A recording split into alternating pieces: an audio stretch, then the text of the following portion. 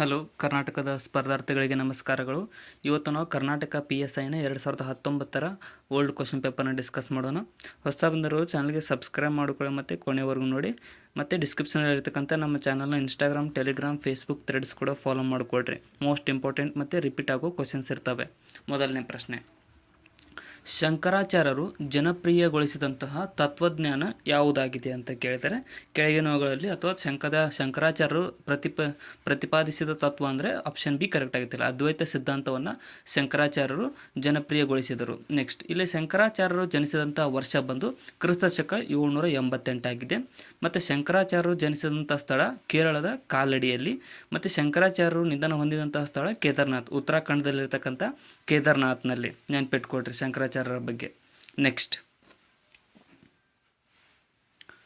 ಭಾರತದ ಸಂವಿಧಾನದ ಕುರಿತು ಕೆಳಗಿನವುಗಳಲ್ಲಿ ಯಾವುದು ನಿಜ ಅಲ್ಲ ಅಂತ ಕೇಳಿದರೆ ಇದರಲ್ಲಿ 4 ಇನ್ನೊಂದರೆ ಡಿ ಅಂದರೆ ಕರೆಕ್ಟ್ ಇತ್ತು.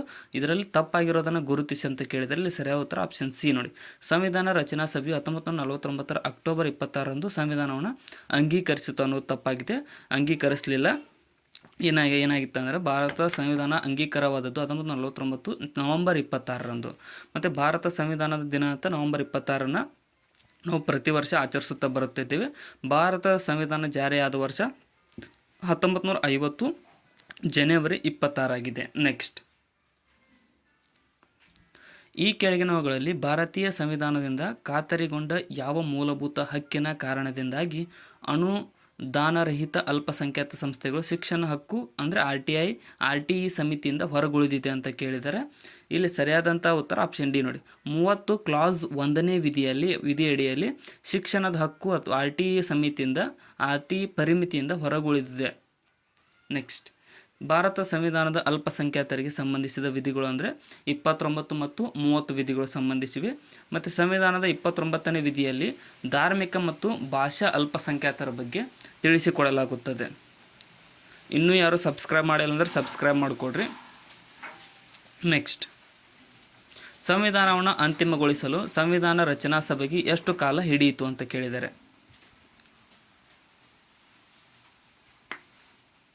ಸರಿಯಾದ ಉತ್ತರ ಆಪ್ಷನ್ ಸಿ ನೋಡಿ. 2 ವರ್ಷ 11 ತಿಂಗಳು 18 ದಿನಗಳವರೆಗೆ ನಮ್ಮ ಭಾರತ ಸಂವಿಧಾನವನ್ನು ರಚನೆ ಮಾಡಲು ಈ ಕಲಾಶಿಲ್ಪಿಗಳು ತೆಗೆದುಕೊಂಡಂಥ ಸಮಯವಾಗಿದೆ. ನೆಕ್ಸ್ಟ್, ರಾಷ್ಟ್ರಪತಿಗಳು 352ನೇ ವಿಧಿ ಅನ್ವಯ ದೇಶದ ಎಲ್ಲೆಡೆ ಅಥವಾ ದೇಶದ ಯಾವುದಾದರೂ ಭಾಗದಲ್ಲಿ ಈ ಆಧಾರದ ಮೇಲೆ ರಾಷ್ಟ್ರೀಯ ತುರ್ತು ಪರಿಸ್ಥಿತಿಯನ್ನು ಘೋಷಣೆ ಮಾಡಬಹುದಾಗಿದೆ ಅಂತ ಕೇಳಿದ್ದಾರೆ.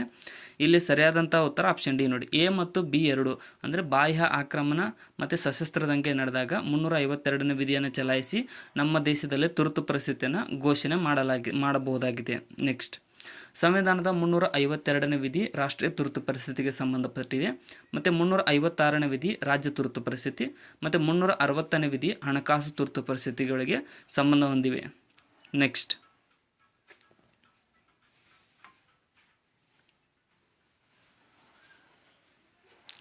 ಭಾರತೀಯ ಸಂವಿಧಾನದಲ್ಲಿ ಮೂಲಭೂತ ಕರ್ತವ್ಯಗಳ ಭಾಗವಾಗಿ ಕೆಳಗಿನವುಗಳಲ್ಲಿ ಯಾವುದು ದಾಖಲಿತಗೊಂಡಿಲ್ಲ ಅಂತ ಕೇಳಿದ್ದಾರೆ.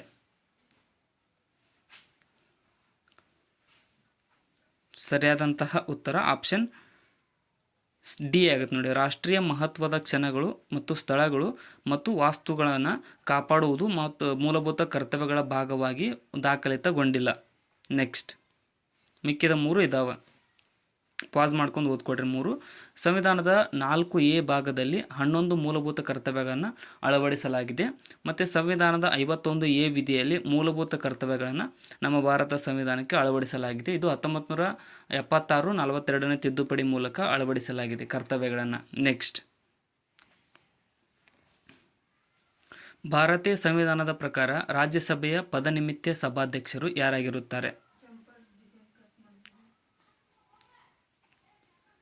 ಸರಿಯಾದ ಉತ್ತರ ಆಪ್ಷನ್ ಡಿ ನೋಡಿ. ಉಪರಾಷ್ಟ್ರಪತಿಗಳು ಭಾರತೀಯ ಸಂವಿಧಾನದ ಪ್ರಕಾರ ರಾಜ್ಯಸಭೆಯ ಪದನಿಮಿತ್ತ ಸಭಾಧ್ಯಕ್ಷರಾಗಿರುತ್ತಾರೆ. ನೆಕ್ಸ್ಟ್, ರಾಜ್ಯಸಭಾ ಅಧ್ಯಕ್ಷರು ಉಪರಾಷ್ಟ್ರಪತಿಗಳಾಗಿರುತ್ತಾರೆ. ಮತ್ತು ಉಪರಾಷ್ಟ್ರಪತಿಯವರ ಅಧಿಕಾರಾವಧಿ 5 ವರ್ಷಗಳಾಗಿರುತ್ತದೆ. ಮತ್ತು ರಾಜ್ಯಸಭಾ ಸದಸ್ಯರ ಅಧಿಕಾರಾವಧಿ 6 ವರ್ಷಗಳು. ಮತ್ತು ಪ್ರಸ್ತುತ ರಾಜ್ಯಸಭಾ ಸದಸ್ಯರ ಒಟ್ಟು ಸಂಖ್ಯೆ ಅಂದರೆ 245 ಇದೆ. ನೆಕ್ಸ್ಟ್, ರಾಜ್ಯಸಭೆಯಲ್ಲಿ 2 ವರ್ಷಕ್ಕೊಮ್ಮೆ 1/3 ರಿಟೈರ್ಮೆಂಟ್ ತಗೋತಾರೆ. ಬೆಂಕಿ ದೇಗುಲ ಯಾರಿಗೆ ಪೂಜಾ ಸ್ಥಳವಾಗಿದೆ? ಬೆಂಕಿ ದೇಗುಲ ಅನ್ನುವಂಥದ್ದು ಯಾವ ಧರ್ಮದವರಿಗೆ? ಸರಿಯಾದ ಉತ್ತರ ಆಪ್ಷನ್ ಎ. ಪಾರ್ಸಿ ಧರ್ಮದವರಿಗೆ ಈ ಒಂದು ಬೆಂಕಿ ದೇಗುಲ ಅನ್ನುವಂಥದ್ದು ಪೂಜಾ ಸ್ಥಳವಾಗಿರುತ್ತದೆ. ನೆಕ್ಸ್ಟ್, ಚರ್ಚ್ ಕ್ರೈಸ್ತ ಧರ್ಮಕ್ಕೆ ಸಂಬಂಧಿಸಿದೆ ಮತ್ತು ದೇವಾಲಯ ಹಿಂದೂ ಧರ್ಮಕ್ಕೆ ಸಂಬಂಧಿಸಿದೆ. ಟೆಂಪಲ್ ಮೌಂಟ್ ಯಹೂದಿ ಧರ್ಮಕ್ಕೆ ಸಂಬಂಧಿಸಿದೆ. ಟೆಂಪಲ್ ಮೌಂಟ್ ಅನ್ನುವಂಥದ್ದು ಯಹೂದಿ ಧರ್ಮ. ನೆಕ್ಸ್ಟ್,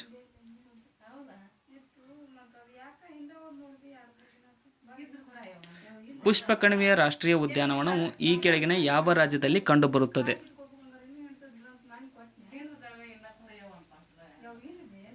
ಸರಿಯಾದ ಉತ್ತರ ಆಪ್ಷನ್ ಬಿ ನೋಡಿ, ಉತ್ತರಾಖಂಡ್ನಲ್ಲಿ ಈ ಒಂದು ಪುಷ್ಪಕಣಿವೆ ರಾಷ್ಟ್ರೀಯ ಉದ್ಯಾನವನವು ಸೀಮಿತವಾಗಿದೆ. ಪುಷ್ಪಕಣಿವೆ ರಾಷ್ಟ್ರೀಯ ಉದ್ಯಾನವನ ಇರೋದು ಪ್ರೆಸೆಂಟ್ ಉತ್ತರಾಖಂಡ್ನಲ್ಲಿ, ಮತ್ತು ವ್ಯಾಲಿ ಆಫ್ ಫ್ಲವರ್ ರಾಷ್ಟ್ರೀಯ ಉದ್ಯಾನವನ ಇರೋದು ಉತ್ತರಾಖಂಡ್ನಲ್ಲಿಯೇ, ಮತ್ತು ರಾಜಾಜಿ ರಾಷ್ಟ್ರೀಯ ಉದ್ಯಾನವನ ಇರೋದು ಕೂಡ ಉತ್ತರಾಖಂಡ್ನಲ್ಲಿ. ಉತ್ತರಾಖಂಡ್ನಲ್ಲಿ ಇನ್ನೊಂದು ಅತಿ ದೊಡ್ಡ ಹುಲಿ ಮೀಸಲು ಪ್ರದೇಶವಾದ ಜಿಮ್ ಕಾರ್ಬೆಟ್ ಉದ್ಯಾನವನ ಕೂಡ ಇದೆ. ನೆಕ್ಸ್ಟ್,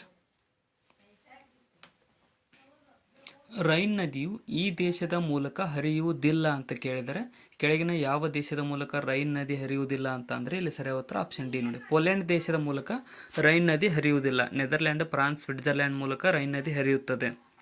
ಮತ್ತಿಲ್ಲಿ ರೈನ್ ನದಿಗಳು ಹರಿಯತಕ್ಕಂಥ ದೇಶಗಳು ಅಂದರೆ Netherland, Switzerland, Germany, Austria, France ಆಗಿದ್ದಾವೆ. ಮತ್ತು ಸಮಭಾಜಕ ವೃತ್ತವನ್ನು 2 ಬಾರಿ ಹಾದು ಹೋಗುವಂಥ ನದಿ ಯಾವುದಂದ್ರೆ ಕಾಂಗೋ ಅಥವಾ ಜೈರ್ ನದಿ ಆಫ್ರಿಕಾದಲ್ಲಿದೆ. ಮತ್ತು ಮಕರ ಸಂಕ್ರಾಂತಿ ವೃತ್ತವನ್ನು 2 ಬಾರಿ ಹಾದು ಹೋಗತಕ್ಕಂಥ ನದಿ ಲಿಂಪೋಪೋ ಅನ್ನುವಂಥದ್ದು ಆಫ್ರಿಕಾದಲ್ಲಿದೆ. ನೆಕ್ಸ್ಟ್, ಈ ಕೆಳಗಿನ ನದಿಗಳಲ್ಲಿ ಯಾವುದಕ್ಕೆ ಅಡ್ಡಲಾಗಿ ರಣಜಿತ್ ಸಾಗರ್ ಅಣೆಕಟ್ಟನ್ನು ಕಟ್ಟಲಾಗಿದೆ? ಸರಿಯಾದ ಉತ್ತರ ಆಪ್ಷನ್ ನೋಡಿ, ರಾವಿ ನದಿಗೆ ಅಡ್ಡಲಾಗಿ ಈ ಒಂದು ರಣಜಿತ್ ಸಾಗರ್ ಅಣೆಕಟ್ಟನ್ನು ಕಟ್ಟಲಾಗಿದೆ. ಇದು ಯಾವ ರಾಜ್ಯದಲ್ಲಿದೆ ಅಂತ ಕಮೆಂಟ್ ಸೆಕ್ಷನ್ದಲ್ಲಿ ಕಮೆಂಟ್ ಮಾಡಿ. ನೆಕ್ಸ್ಟ್, ಭಾರತೀಯ ಸಂವಿಧಾನದ 56ನೇ ವಿಧಿಯು ಇದರೊಂದಿಗೆ ವ್ಯವಹರಿಸುತ್ತದೆ ಅಂತ ಕೇಳಿದರೆ ಸರಿಯಾದ ಉತ್ತರ ಆಪ್ಷನ್ ನೋಡಿ, ರಾಷ್ಟ್ರಪತಿಯವರ ಅಧಿಕಾರ ಅವಧಿಯ ಬಗ್ಗೆ ಭಾರತೀಯ ಸಂವಿಧಾನದ 56ನೇ ವಿಧಿಯು ವ್ಯವಹರಿಸುತ್ತದೆ. ನೆಕ್ಸ್ಟ್, ಸಂವಿಧಾನದ 52ನೇ ವಿಧಿ ಭಾರತಕ್ಕೆ ಒಬ್ಬ ರಾಷ್ಟ್ರಪತಿ ಇರಬೇಕು ಎಂದು ತಿಳಿಸುತ್ತದೆ. ಮತ್ತು ಸಂವಿಧಾನದ 54ನೇ ವಿಧಿ ರಾಷ್ಟ್ರಪತಿಯವರ ಚುನಾವಣೆಯ ಬಗ್ಗೆ ತಿಳಿಸಿಕೊಡುತ್ತದೆ. ಮತ್ತು ಸಂವಿಧಾನದ 55ನೇ ವಿಧಿ ರಾಷ್ಟ್ರಪತಿಯ ಚುನಾವಣಾವಧಿ ವಿಧಾನಗಳಿಗೆ ಸಂಬಂಧವನ್ನು ಹೊಂದಿದೆ. ನೆಕ್ಸ್ಟ್, ಪ್ರಸಿದ್ಧವಾದ ಎಲಿಫೆಂಟಾ ಫಾಲ್ಸ್ ಕೆಳಗಿನ ಯಾವ ರಾಜ್ಯದಲ್ಲಿದೆ?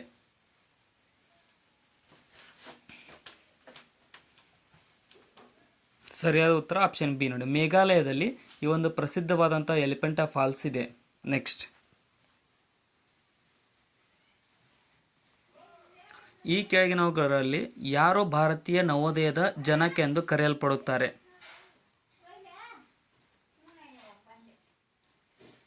ಸರಿಯಾದ ಉತ್ತರ ಆಪ್ಷನ್ ಡಿ, ರಾಜಾರಾಮ್ ಮೋಹನ್ ರಾಯ್ರವರನ್ನು ಭಾರತೀಯ ನವೋದಯದ ಜನಕ ಎಂದು ಕರೆಯಲಾಗುತ್ತದೆ. ನೆಕ್ಸ್ಟ್, ರಾಜಾರಾಮ್ ಮೋಹನ್ ರಾಯ್ರವರ ಹೋರಾಟದ ಫಲವಾಗಿ ಸತಿ ಸಹಗಮನ ಪದ್ಧತಿಯನ್ನು ಅಂದಿನ ಗವರ್ನರ್ ಜನರಲ್ ಆದಂತಹ ಲಾರ್ಡ್ ವಿಲಿಯಂ ಬೆಂಟಿಂಕ್ನ 1829ರಲ್ಲಿ ನಿಷೇಧಿಸಿದನು. ನೆಕ್ಸ್ಟ್,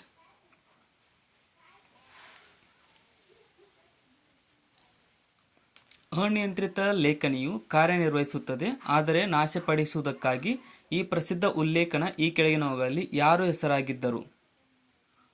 ಇಲ್ಲಿ ಸರಿಯಾದ ಉತ್ತರ ಆಪ್ಷನ್ ಸಿ ನೋಡಿ, ಮಹಾತ್ಮ ಗಾಂಧೀಜಿರವರು ಅನಿಯಂತ್ರಿತ ಲೇಖನಿಯು ಕಾರ್ಯವನ್ನು ನಿರ್ವಹಿಸುತ್ತದೆ, ಆದರೆ ನಾಶಪಡಿಸುವುದಕ್ಕಾಗಿ ಈ ಪ್ರಸಿದ್ಧ ಉಲ್ಲೇಖನವನ್ನು ಹೆಸರಾಗಿದ್ದರು.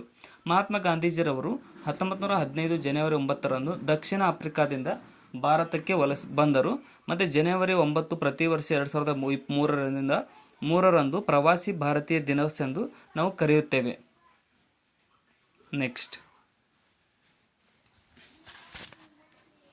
ಈ ಕೆಳಗಿನವುಗಳಲ್ಲಿ ಕ್ವಿಟ್ ಇಂಡಿಯಾ ಚಳವಳಿಗೆ ನೇರವಾದ ಕಾರಣ ಯಾವುದಾಗಿತ್ತು? ನೇರವಾದ ಕಾರಣ ಕ್ವಿಟ್ ಇಂಡಿಯಾ ಚಳವಳಿಗೆ ಇಲ್ಲಿ ಸರಿಯಾದ ಉತ್ತರ ಆಪ್ಷನ್ ಬಿ ನೋಡಿ, ಕ್ರಿಪ್ಸ್ ಮಿಷನ್ನ ವೈಫಲ್ಯವು ಕ್ವಿಟ್ ಇಂಡಿಯಾ ಚಳವಳಿಗೆ ನೇರವಾದ ಕಾರಣವಾಗಿತ್ತು. ನೆಕ್ಸ್ಟ್, ಮಕ್ಕಳ ಉಚಿತ ಮತ್ತು ಕಡ್ಡಾಯ ಶಿಕ್ಷಣದ ಹಕ್ಕು RTE ಭಾರತೀಯ ಸಂವಿಧಾನದ ಯಾವ ವಿಧಿಯಲ್ಲಿ ಸೇರಿಸಲ್ಪಟ್ಟಿದೆ? ಸರಿಯಾದ ಉತ್ತರ ಆಪ್ಷನ್ ಬಿ ನೋಡಿ. 21 ಕ್ಲಾಸ್ ಎ ವಿಧಿಯಲ್ಲಿ ಈ ಒಂದು RTE ಭಾರತೀಯ ಸಂವಿಧಾನದ ಮಕ್ಕಳ ಉಚಿತ ಮತ್ತು ಕಡ್ಡಾಯ ಶಿಕ್ಷಣದ ಹಕ್ಕು ಸೇರಿಸಲ್ಪಟ್ಟಿದೆ. ಸಂವಿಧಾನದ 86ನೇ ತಿದ್ದುಪಡಿ ಶಿಕ್ಷಣ ಹಕ್ಕಿಗೆ ಸಂಬಂಧವನ್ನು ಹೊಂದಿದೆ. ಮತ್ತು ಸಂವಿಧಾನದ 41ನೇ ವಿಧಿಗೆ 2002ರಲ್ಲಿ 86ನೇ ತಿದ್ದುಪಡಿಯನ್ನು ಮಾಡಿ ಶಿಕ್ಷಣದ ಹಕ್ಕನ್ನು 21 ಕ್ಲಾಸ್ ಎ ವಿಧಿಯಲ್ಲಿ ಸೇರಿಸಲಾಯಿತು. ನೆಕ್ಸ್ಟ್, ದಿ ಇಂಡಿಯನ್ ಸ್ಟ್ರಗಲ್ 1920ರಿಂದ 42ರ ಈ ಗ್ರಂಥವನ್ನು ಬರೆದವರು ಯಾರು? ಸರಿಯಾದ ಉತ್ತರ ಆಪ್ಷನ್ ಡಿ ನೋಡಿ. ಸುಭಾಷ್ ಚಂದ್ರ ಬೋಸ್ರವರು ದಿ ಇಂಡಿಯನ್ ಸ್ಟ್ರಗಲ್ 1920ರಿಂದ 42ರ ಗ್ರಂಥವನ್ನು ಬರೆದವರಾಗಿದ್ದಾರೆ. ನೆಕ್ಸ್ಟ್, ದಿ ಇಂಡಿಯನ್ ಸ್ಟ್ರಗಲ್ ಅನ್ನುವಂಥದ್ದು 1920ರಿಂದ 42ರವರೆಗೆ ಪುಸ್ತಕವನ್ನು ಬರೆದವರು ಸುಭಾಷ್ ಚಂದ್ರ ಬೋಸ್ರವರು. ಮತ್ತು ಡಿಸ್ಕವರಿ ಆಫ್ ಇಂಡಿಯಾ ಅನ್ನುವಂಥ ಪುಸ್ತಕವನ್ನು ಬರೆದವರು ಪಂಡಿತ್ ಜವಾಹರ್ಲಾಲ್ ನೆಹರೂರವರು. ನೆಕ್ಸ್ಟ್,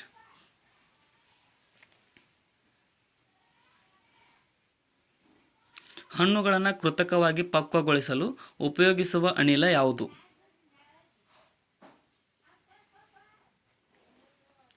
ಸರಿಯಾದ ಉತ್ತರ ಆಪ್ಷನ್ ಬಿ ನೋಡಿ. ಎಥಿಲೀನ್ ಅನ್ನುವಂತಹ ಅನಿಲದಿಂದ ಹಣ್ಣುಗಳನ್ನು ಕೃತಕವಾಗಿ ಪಕ್ವಗೊಳಿಸಲು ಉಪಯೋಗಿಸಲಾಗುತ್ತದೆ.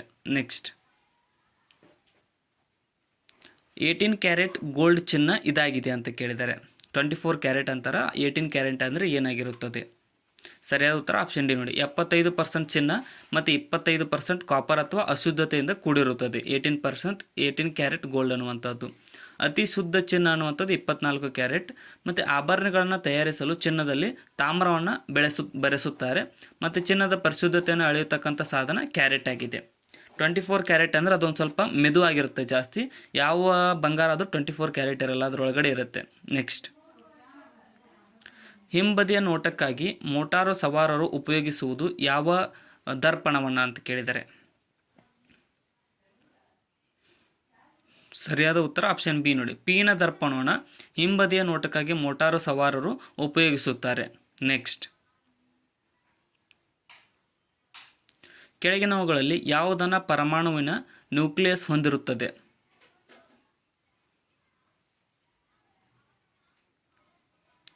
ಸರಿಯಾದ ಉತ್ತರ ಆಪ್ಷನ್ ಸಿ ನೋಡಿ. ಪ್ರೋಟಾನ್ಗಳು ಮತ್ತು ನ್ಯೂಟ್ರಾನ್ಗಳನ್ನು ಪರಮಾಣುವಿನ ನ್ಯೂಕ್ಲಿಯಸ್ ಹೊಂದಿರುತ್ತದೆ. ನೆಕ್ಸ್ಟ್, ವಿಕಿರಣಶೀಲ ಪದಾರ್ಥಗಳು ಆಲ್ಫಾ, ಬೀಟಾ, ಗಾಮಾ ಕಿರಣಗಳನ್ನು ಹೊರಸೂಸುತ್ತವೆ. ಮತ್ತು ನ್ಯೂಕ್ಲಿಯಸನ್ನು ಕಂಡುಹಿಡಿದವರು ರುದರ್ಫೋರ್ಡ್ ರವರಾಗಿದ್ದಾರೆ. ಇನ್ನೂ ಯಾರು ಸಬ್ಸ್ಕ್ರೈಬ್ ಮಾಡಿಲ್ಲ ಅಂದರೆ ಸಬ್ಸ್ಕ್ರೈಬ್ ಮಾಡ್ಕೊಳ್ಳಿ. ಹಾಗೆ ಈ ವಿಡಿಯೋನ ನಿಮ್ಮ ಫ್ರೆಂಡ್ಸ್ಗೂ ಕೂಡ ಶೇರ್ ಮಾಡಿ. ನೆಕ್ಸ್ಟ್,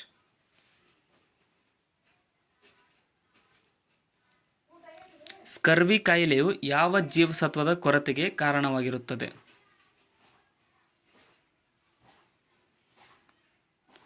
ಸರಿಯಾದ ಉತ್ತರ ಆಪ್ಷನ್ ಎ ಆಗುತ್ತೆ ನೋಡಿ. ವಿಟಮಿನ್ ಸಿ ಜೀವಸತ್ವದ ಕಾಯಿಲೆಗೆ ಈ ಒಂದು ಸ್ಕರ್ವಿ ಕಾಯಿಲೆಯು ಕಾರಣವಾಗಿರುತ್ತದೆ. ನೆಕ್ಸ್ಟ್, ವಿಜಯಪುರದ ಆದಿಲ್ ಶಾಹಿ ವಂಶದ ಸ್ಥಾಪಕರು ಯಾರು? ಸರಿಯಾದ ಉತ್ತರ ಆಪ್ಷನ್ ಸಿ ನೋಡಿ. ಯೂಸುಫ್ ಆದಿಲ್ ಶಾಹಿಯು ವಿಜಯಪುರದ ಆದಿಲ್ ಶಾಹಿ ವಂಶದ ಸ್ಥಾಪಕನಾಗಿದ್ದಾನೆ. ನೆಕ್ಸ್ಟ್, ಸ್ವಾತಂತ್ರ್ಯದ ಸಮಯದಲ್ಲಿ ಭಾರತೀಯ ರಾಷ್ಟ್ರೀಯ ಕಾಂಗ್ರೆಸ್ನ ಅಧ್ಯಕ್ಷರು ಯಾರಾಗಿದ್ದರು?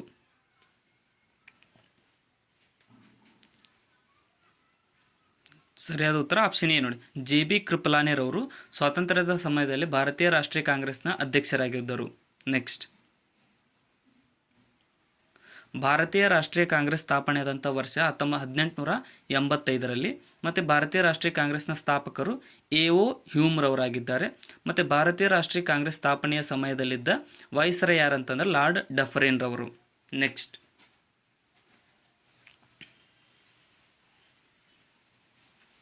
ಕಟ್ಟುವೆವು ನಾವು ಹೊಸ ನಾಡೊಂದನ್ನು ಕವನ ಸಾಲುಗಳನ್ನು ಬರೆದವರು ಯಾರು?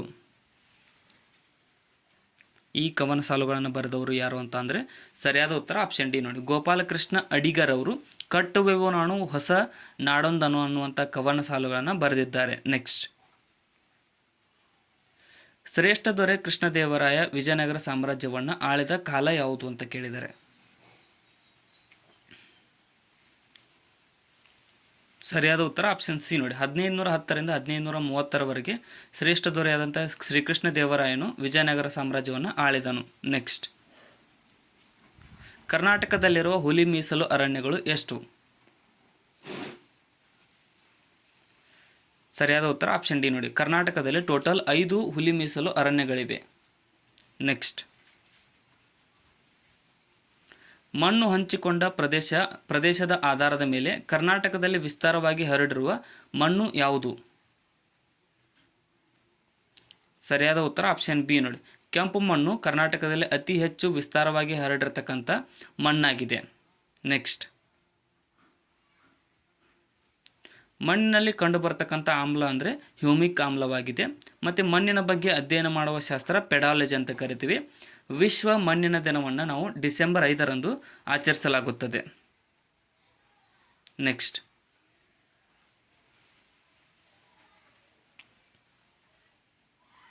ಸೂರ್ಯನಲ್ಲಿರುವ ಅಪರಿಮಿತ ಶಕ್ತಿಗೆ ಕಾರಣವಾದಂಥ ಪ್ರಕ್ರಿಯೆ ಇದಾಗಿದೆ.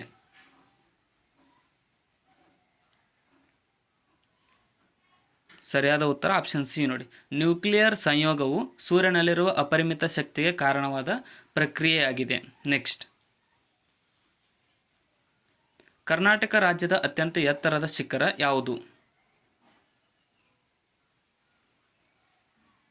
ಸರಿಯಾದ ಉತ್ತರ ಆಪ್ಷನ್ ಡಿ ನೋಡಿ. ಮುಳ್ಳಯ್ಯನಗಿರಿಯು ಕರ್ನಾಟಕ ರಾಜ್ಯದ ಅತ್ಯಂತ ಎತ್ತರದ ಶಿಖರವಾಗಿದೆ. ನೆಕ್ಸ್ಟ್, RTPS ಶಕ್ತಿನಗರ ವಿದ್ಯುತ್ ಸ್ಥಾವರ ಇಲ್ಲಿಗೆ ಹತ್ತಿರದಲ್ಲಿದೆ.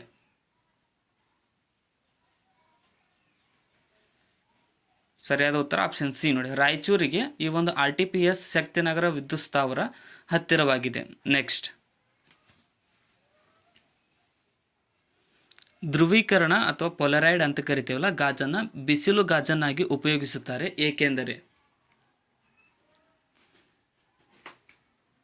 ಸರಿಯಾದ ಉತ್ತರ ಆಪ್ಷನ್ ನೋಡಿ. ಅದು ಧ್ರುವೀಕರಣದ ಮೂಲಕ ಬೆಳಕಿನ ಬಿಸಿಲು ಗಾಜನ್ನಾಗಿ ಅರ್ಧದಷ್ಟು ಕಡಿಮೆ ಮಾಡುವ ಕಾರಣಕ್ಕಾಗಿ ಈ ಒಂದು ಪೊಲರೈಡ್ ಗಾಜನ್ನು ಬಿಸಿಲು ಗಾಜನ್ನಾಗಿ ಉಪಯೋಗಿಸುತ್ತಾರೆ.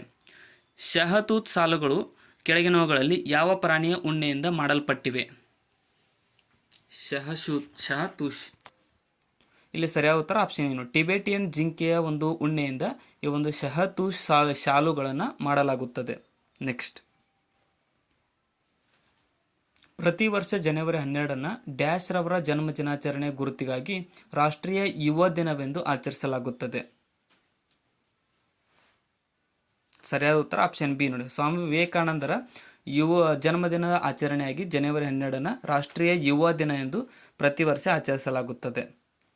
ವಲಸೆಗಾಗಿ ಸ್ಥಾಪನೆಗೊಂಡಂಥ ಅಂತಾರಾಷ್ಟ್ರೀಯ ಸಂಘಟನೆಯಾದ IOMನ ಪ್ರಧಾನ ಕಚೇರಿ ಎಲ್ಲಿದೆ? ಸರಿಯಾದ ಉತ್ತರ ಆಪ್ಷನ್ ಎ ನೋಡಿ. ಜಿನೇವಾ ಸ್ವಿಟ್ಜರ್ಲ್ಯಾಂಡ್ನಲ್ಲಿ ಈ ಒಂದು IOMನ ಕೇಂದ್ರ ಕಚೇರಿ ಇದೆ. ವಲಸೆಗಾಗಿ ಸ್ಥಾಪನೆಗೊಂಡ ಅಂತಾರಾಷ್ಟ್ರೀಯ ಸಂಘಟನೆ ಇದು. ನೆಕ್ಸ್ಟ್, ಹಾಲನ್ನು ಕಡೆದಾಗ ಕೆನೆ ಯಾವ ಒತ್ತಡದಿಂದ ಬೇರ್ಪಡುತ್ತದೆ?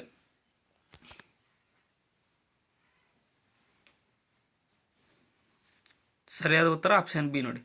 ಕೇಂದ್ರ ತ್ಯಾಗಿ ಒತ್ತಡದ ಫಲವಾಗಿ ಈ ಒಂದು ಹಾಲನ್ನು ಕಡೆದಾಗ ಕೆನೆಯು ಬೇರ್ಪಡುತ್ತದೆ. ನೆಕ್ಸ್ಟ್, ನರ್ಮದಾ ನದಿಯ ದಂಡೆಯ ಮೇಲೆ ನಡೆದಂತಹ ಕದನದಲ್ಲಿ ರಾಜ ಹರ್ಷವರ್ಧನನನ್ನು ಪರಾಜಯಗೊಳಿಸಿದ ಚಾಲುಕ್ಯರ ದೊರೆ ಯಾರು? ಸರಿಯಾದ ಉತ್ತರ ಆಪ್ಷನ್ ಡಿ ನೋಡಿ. 2ನೇ ಪುಲಕೇಶಿಯು ನರ್ಮದಾ ನದಿಯ ದಂಡೆಯ ಮೇಲೆ ನಡೆದಂತಹ ಕದನದಲ್ಲಿ ರಾಜ ಹರ್ಷವರ್ಧನನನ್ನು ಪರಾಜಯಗೊಳಿಸಿದಂತಹ ಚಾಲುಕ್ಯರ ದೊರೆಯಾಗಿದ್ದಾನೆ. ನೆಕ್ಸ್ಟ್, ಶ್ರವಣ ಬೆಳಗೊಳದಲ್ಲಿ ಬಾಹುಬಲಿ ಗೊಮ್ಮಟೇಶ್ವರನಿಗೆ ಮಹಾಮಸ್ತಕಾಭಿಷೇಕ ಎಷ್ಟು ವರ್ಷಗಳಿಗೊಮ್ಮೆ ನಡೆಯುತ್ತದೆ? ಸರಿಯಾದ ಉತ್ತರ ಆಪ್ಷನ್ ಬಿ 12 ವರ್ಷಗಳಿಗೊಮ್ಮೆ ಶ್ರವಣ ಬೆಳಗೊಳದಲ್ಲಿರ್ತಕ್ಕಂಥ ಬಾಹುಬಲಿ ಗೊಮ್ಮಟೇಶ್ವರನಿಗೆ ಮಹಾಮಸ್ತಕಾಭಿಷೇಕವು ನಡೆಯುತ್ತದೆ. ನೆಕ್ಸ್ಟ್, ಕರ್ನಾಟಕ ರಾಜ್ಯದ ಅಥವಾ ಮೈಸೂರು ಪ್ರಥಮ ಮುಖ್ಯಮಂತ್ರಿಯಾಗಿದ್ದವರು ಯಾರು?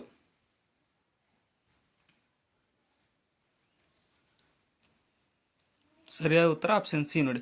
KC ರೆಡ್ಡಿರವರು ಮೊದಲಿಗೆ ಕರ್ನಾಟಕ ಇದ್ದದ್ದು ಮೈಸೂರು ಇತ್ತು, ಅದರ ಪ್ರಥಮ ಮುಖ್ಯಮಂತ್ರಿಯಾಗಿದ್ದರು. ನೆಕ್ಸ್ಟ್, ಪ್ರಥಮ ಕನ್ನಡ ಶಾಸನ ಪತ್ತೆಯಾದಂತಹ ಸ್ಥಳ ಯಾವುದು? ಸರಿಯಾದ ಉತ್ತರ ಆಪ್ಷನ್ ಬಿ ನೋಡಿ. ಹಲ್ಮಿಡಿಯು ಪ್ರಥಮ ಕನ್ನಡ ಶಾಸನವು ಪತ್ತೆಯಾದಂತಹ ಸ್ಥಳವಾಗಿದೆ. ನೆಕ್ಸ್ಟ್, ಮಳೆಯ ಹನಿಗಳು ಒರಟಾಗಿರುವುದಕ್ಕೆ ಕಾರಣ ಏನು? ಸರಿಯಾದ ಉತ್ತರ ಆಪ್ಷನ್ ಡಿ ನೋಡಿ. ನೀರಿನ ಮೇಲ್ಮೈ ಒತ್ತಡದಿಂದ ಮಳೆಯ ಹನಿಗಳು ಒರಟಾಗಿ ಕಾಣುತ್ತವೆ. ನೆಕ್ಸ್ಟ್,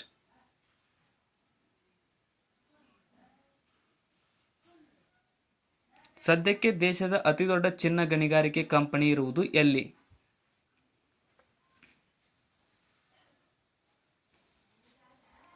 ಸರಿಯಾದ ಉತ್ತರ ಆಪ್ಷನ್ ಡಿ ನೋಡಿ, ರಾಯಚೂರಿನ ಹಟ್ಟಿಯಲ್ಲಿ ಸದ್ಯಕ್ಕೆ ದೇಶದ ಅತಿದೊಡ್ಡ ಚಿನ್ನ ಗಣಿಗಾರಿಕೆ ಕಂಪನಿ ಇದೆ. ನೆಕ್ಸ್ಟ್, ಕರ್ನಾಟಕದ ಯಾವ ಜಿಲ್ಲೆಯಲ್ಲಿ ಮೊದಲ ಹಂತದ ಶಕ್ತಿ ಸ್ಥಳ ಸೋಲಾರ್ ಪಾರ್ಕ್ ಆರಂಭಗೊಂಡಿತು? ಸರಿಯಾದ ಉತ್ತರ ಆಪ್ಷನ್ ಡಿ ನೋಡಿ, ತುಮಕೂರಿನಲ್ಲಿ ಕರ್ನಾಟಕದ ಮೊದಲ ಹಂತದ ಶಕ್ತಿ ಸ್ಥಳ ಸೋಲಾರ್ ಪಾರ್ಕ್ ಅನ್ನು ಪ್ರಾರಂಭಿಸಲಾಯಿತು. ನೆಕ್ಸ್ಟ್, INS ಕಾರಂಜ್ ಇದೊಂದು ಡ್ಯಾಶ್ ಆಗಿದೆ. ಸರಿಯಾದ ಉತ್ತರ ಆಪ್ಷನ್ ಎ ನೋಡಿ, ಸಬ್ಮರೀನ್ ಆಗಿದೆ. INS ಕಾರಂಜ್ ಅನ್ನುವಂಥದ್ದು ಒಂದು ಸಬ್ಮರೀನ್. ನೆಕ್ಸ್ಟ್, ವಿಕ್ರಮಾರ್ಜುನ ವಿಜಯ ಗ್ರಂಥದ ಕರ್ತೃ ಯಾರು? ಸರಿಯಾದ ಉತ್ತರ ಆಪ್ಷನ್ ಸಿ ನೋಡಿ, ಪಂಪನು ವಿಕ್ರಮಾರ್ಜುನ ವಿಜಯ ಗ್ರಂಥದ ಕರ್ತೃ ಆಗಿದ್ದಾನೆ. ನೆಕ್ಸ್ಟ್, ಜಗತ್ತಿನ ಕಚ್ಚಾ ಉಕ್ಕಿನ ಅತಿದೊಡ್ಡ ಉತ್ಪಾದಕ ರಾಷ್ಟ್ರ ಯಾವುದು?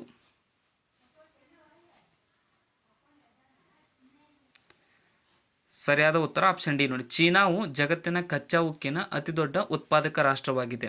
ನೆಕ್ಸ್ಟ್, ಸರ್ವೋಚ್ಚ ನ್ಯಾಯಾಲಯದ ನ್ಯಾಯಾಧೀಶರನ್ನ ಯಾರು ನೇಮಿಸುತ್ತಾರೆ?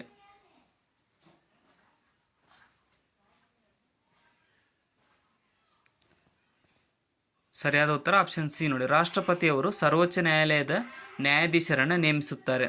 ನೆಕ್ಸ್ಟ್, ತೀರ್ಥಹಳ್ಳಿಗೆ ಹತ್ತಿರವಿರುವ ಅಂಬುತೀರ್ಥದಲ್ಲಿ ಉದ್ಭವಿಸುವ ನದಿ ಯಾವುದಾಗಿದೆ?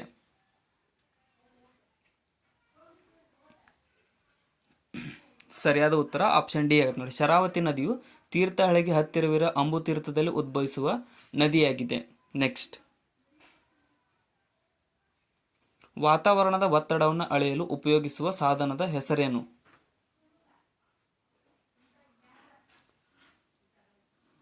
ಸರಿಯಾದಂತಹ ಉತ್ತರ ಆಪ್ಷನ್ ಸಿ ಆಗುತ್ತೆ ನೋಡಿ, ಬ್ಯಾರೋಮೀಟರ್ ಅನ್ನುವಂಥದ್ದು ವಾತಾವರಣದ ಒತ್ತಡವನ್ನು ಅಳೆಯಲು ಉಪಯೋಗಿಸುವ ಸಾಧನವಾಗಿದೆ. ನೆಕ್ಸ್ಟ್, ಕೆಳಗಿನವುಗಳಲ್ಲಿ ಯಾವುದು ಅತ್ಯುತ್ತಮ ವಿದ್ಯುತ್ ವಾಹಕವಾಗಿದೆ?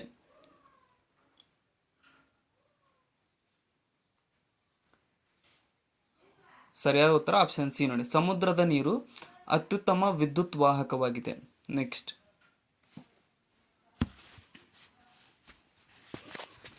ಒಂದು ಹಡಗು ನದಿಯಿಂದ ಸಮುದ್ರಕ್ಕೆ ಪ್ರವೇಶಿಸಿದರೆ ಅದು ಏನಾಗುತ್ತದೆ ಅಂತ ಕೇಳಿದರೆ,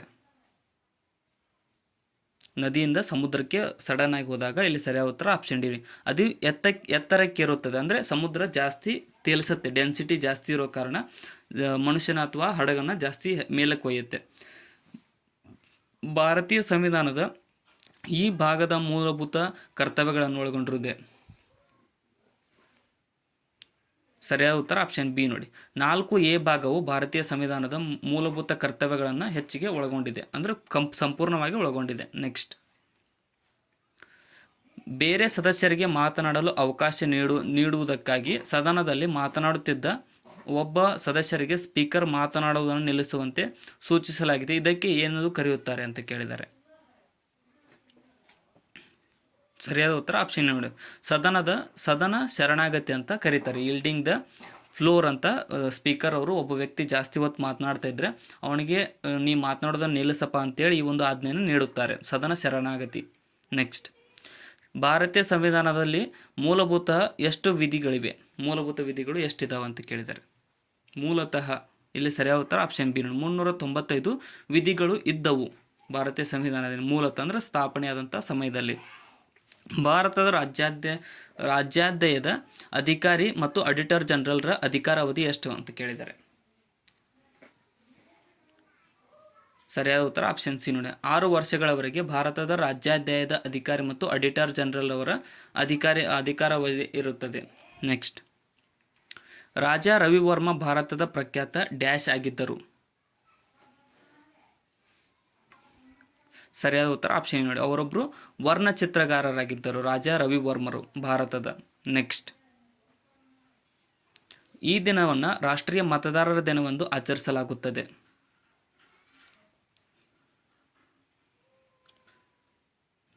ಸರಿಯಾದ ಉತ್ತರ ಆಪ್ಷನ್ ಬಿ ಆಗುತ್ತೆ ನೋಡಿ. ಜನವರಿ 25 ರಾಷ್ಟ್ರೀಯ ಮತದಾರರ ದಿನವೆಂದು ಪ್ರತಿ ವರ್ಷ ಆಚರಿಸಲಾಗುತ್ತದೆ. ನೆಕ್ಸ್ಟ್, ನಬಾರ್ಡ್ ಪೂರ್ಣ ರೂಪವೇನು? ನಬಾರ್ಡ್ ಅನ್ನುವಂಥದ್ದರ ಫುಲ್ ಫಾರ್ಮ್ ಕೇಳಿದ್ದಾರೆ.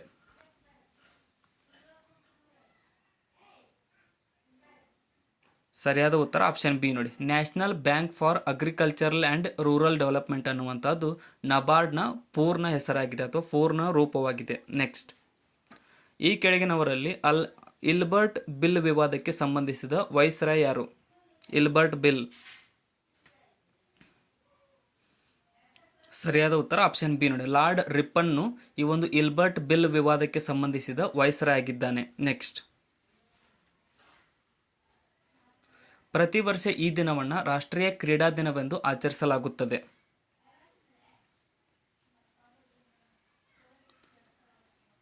ಸರಿಯಾದ ಉತ್ತರ ಆಪ್ಷನ್ ಡಿ ನೋಡಿ. ಆಗಸ್ಟ್ 29 ಪ್ರತಿ ವರ್ಷ ರಾಷ್ಟ್ರೀಯ ಕ್ರೀಡಾ ದಿನವೆಂದು ಆಚರಿಸಲಾಗುತ್ತದೆ. ನೆಕ್ಸ್ಟ್, ಯಾವ ಕ್ರಾಂತಿಕಾರಿಯು ಓರ್ವ ತತ್ವಜ್ಞಾನಿಯಾಗಿ ಬದಲಾದರು?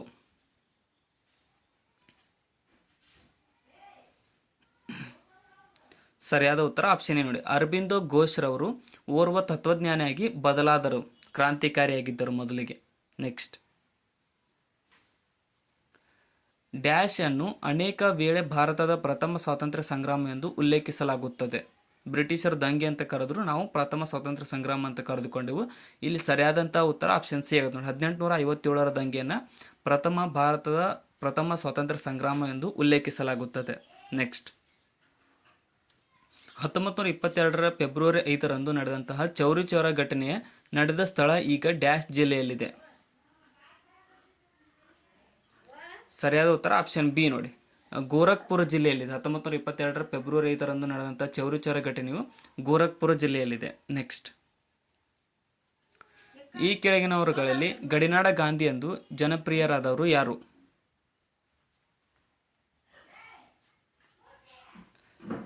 ಸರಿಯಾದ ಉತ್ತರ ಆಪ್ಷನ್ ಸಿ ನೋಡಿ. ಮೌಲಾನಾ ಖಾನ್ ಅಬ್ದುಲ್ ಗಫರ್ ಖಾನ್ ರವರನ್ನು ಗಡಿನಾಡ ಗಾಂಧಿ ಎಂದು ಕರೆಯಲಾಗುತ್ತದೆ. ಕೆಂಪಂಗಿ ದಳದ ಸ್ಥಾಪಕರು. ಈ ಕೆಳಗಿನವರಲ್ಲಿ ಚಿತ್ತಗಾಂಗ್ ಶಸ್ತ್ರಾಗಾರ ದಾಳಿಯ ಹಿಂದಿದ್ದ ಆಲೋಚನೆಯ ಕೂಸು ಯಾರದಾಗಿತ್ತು?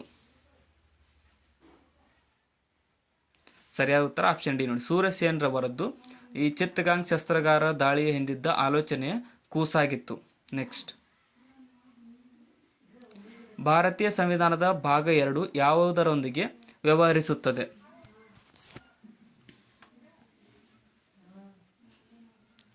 ಸರಿಯಾದ ಉತ್ತರ ಆಪ್ಷನ್ ಎ ನೋಡಿ. ಪರ್ವತದ ಬಗ್ಗೆ ಭಾರತೀಯ ಸಂವಿಧಾನದ ಭಾಗ 2 ವ್ಯವಹರಿಸುತ್ತದೆ. ಸೊ ಇಲ್ಲಿಗೆ ಈ ಕ್ವಶನ್ ಪೇಪರ್ ಮುಕ್ತಾಯಗೊಂಡಿದೆ. ಕೊನೆವರೆಗೂ ನೋಡಿದ್ದಕ್ಕೆ ಧನ್ಯವಾದಗಳು. ಮತ್ತು ಹೊಸ ಬಂದರು ಚಾನಲ್ಗೆ ಸಬ್ಸ್ಕ್ರೈಬ್ ಮಾಡ್ಕೊಳ್ಳಿ. ಡಿಸ್ಕ್ರಿಪ್ಷನಲ್ಲಿ ಇರ್ತಕ್ಕಂಥ ನಮ್ಮ ಚಾನಲ್ನ ಇನ್ಸ್ಟಾಗ್ರಾಮ್, ಟೆಲಿಗ್ರಾಮ್, ಫೇಸ್ಬುಕ್ ಥ್ರೆಡ್ಸ್ ಕೂಡ ಫಾಲೋ ಮಾಡ್ಕೊಳ್ರಿ. ಈ ವಿಡಿಯೋನ ಆದಷ್ಟು ನಿಮ್ಮ ಫ್ರೆಂಡ್ಸ್ಗೂ ಕೂಡ ಶೇರ್ ಮಾಡಿ. Thank you so much.